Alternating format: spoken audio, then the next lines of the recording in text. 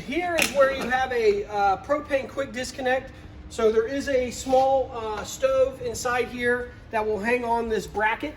You just hook up to the quick disconnect. It's just like an air fitting. If you've ever seen one of them, it just pulls back. Now, once you are hooked up, you got to make sure the valve is on so that you actually get flow from the propane tanks, and that's coming from the tanks up front, of course. If you're not using it, I would turn it off, so just in case you did spring a leak or something, it's not leaking all over.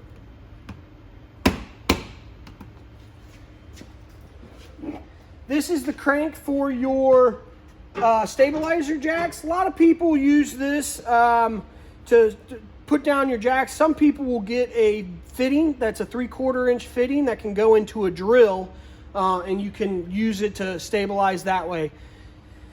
When you stabilize this thing, this is not meant to jack it up and change a spare tire or anything like that. It is simply just to secure the vehicle so that when you walk in it, you don't get as much movement around about. So before you put the slide out, before you really start camping, you should back up, unhook the truck, and then put these levelers down.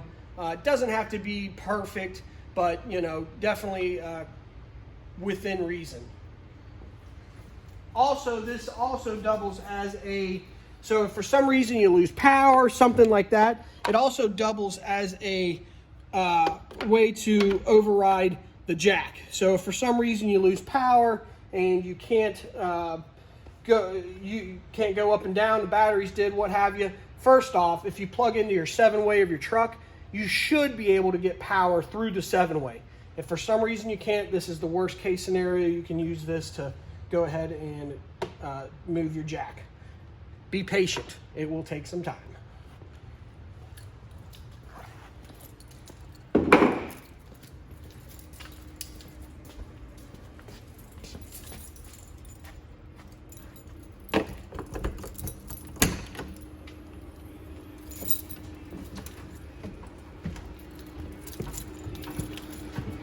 Here is your refrigerator. This is a Dometic.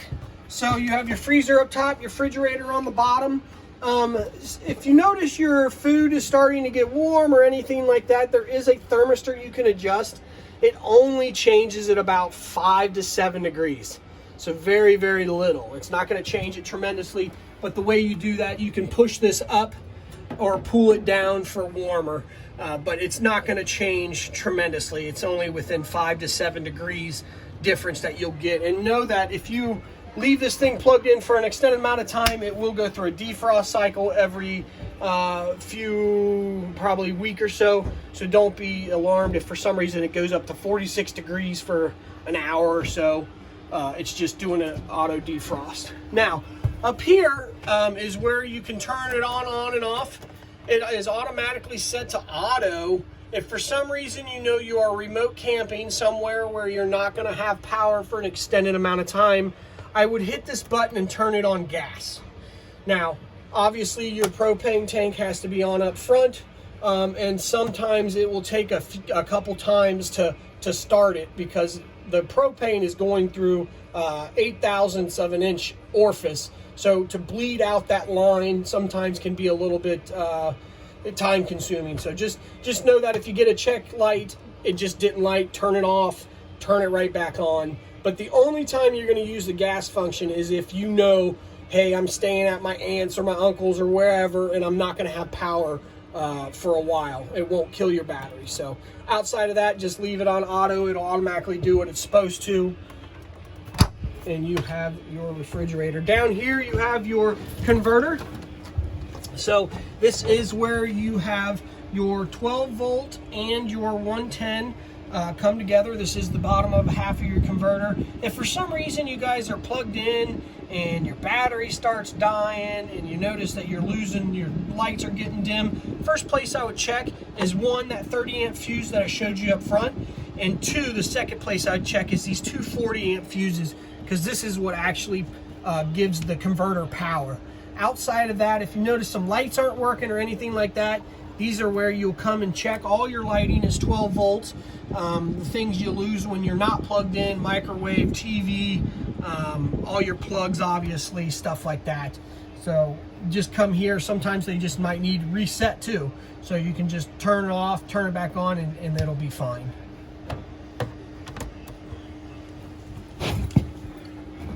Any plug that is within 6 foot of water is going to be a GFI protection plug. So if for some reason you're putting a TV outside and you notice you're not getting power, first place I would look is right here, because they're all together. So every GFI is all linked up, and this is just like your GFI at your house. You just have to reset it. So anything that's within 6 foot of water is on the same circuit as that plug. So if for some reason, like I said, you lose power, come there first, check it, make sure. Skillets sometimes, electric skillets and stuff, can pop the breaker.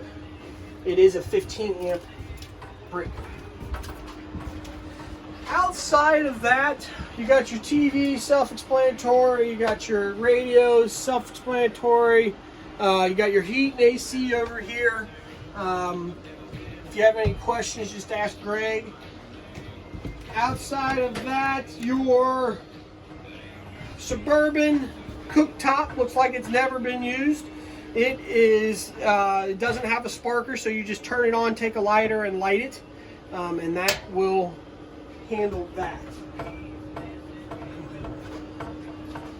And if you have any more, so here is your panel.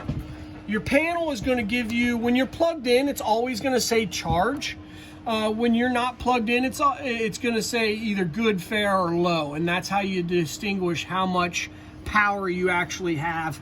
But anytime you're plugged in, it's going to say it's charging. Fresh tank is 2/3, your black is empty, and your gray is empty. So sometimes what happens is you might empty your black tank, and then you come here and you hit your black, and it says 2/3 or full. Well, it's not in fact 2/3 or full, it's completely empty. So maybe some toilet paper or something like that has gotten stuck on one of the sensors. This is another time where you can go ahead and hook up to your black tank flush, which I showed you outside, and flush that out, and it'll kind of clean it up a little bit to help with that. Water pump, turn it on and you'll get water. Unless you are hooked up to a water source, you don't need to turn that on. This is the gas side of your water heater, and this is the electric side. Now remember, just because I turn that heater switch on doesn't mean that it's actually working. There is a secondary switch out on the unit that's to the left of the anode rod, the drain, that you have to turn on as well. So if you guys know you're going camping somewhere and you have power, most people use the electric portion of it. But if you know you're going to be taking showers one right after another, there is no reason why you can't turn on electric and gas at the same time. All that's going to do is give you a faster hot water recovery rate. So don't be scared to do that. Awning extend, slide out, in and out. Got your scare lights, porch light, interior lights. Outside of that, there's really all I have. If you guys have any questions, feel free to give Greg a call, and I'd be glad to help you.